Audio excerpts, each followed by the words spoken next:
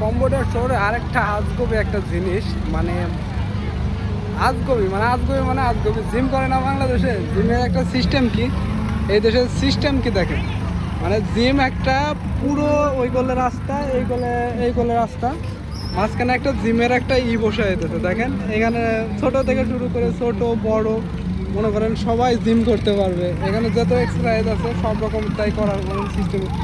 এটা দিয়ে পায়ে করে এই যে পোলাপান, সব পোলাপান বড় ছোট আপনাদের এই মাথা থেকে দেখায়, এইগুলো মনে করেন সব।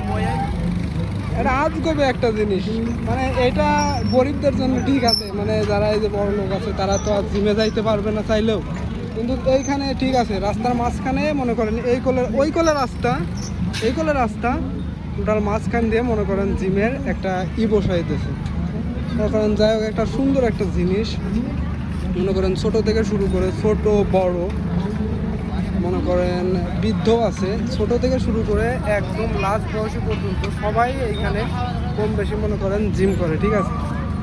এইখানে দেখতে পাচ্ছেন, মানে জিম করার জন্য যতগুলো জিনিস প্রয়োজন, আজগবি জিনিস মানে এইগুলো তো করি নাই কখনো, যেগুলো করছি এইগুলোর ভিতরে তো নাই, মানে সব কিছুই আছে, মানে একদম ফুল কম্বো আছে, ফুল কম্বো। এইখান থেকে শুরু করে ছোট থেকে শুরু করে দেখতে পাচ্ছেন, ছোট বড় মনে করেন যে যেমন মনে করেন আছে দেখতে পাচ্ছেন। এখানে বিদেশি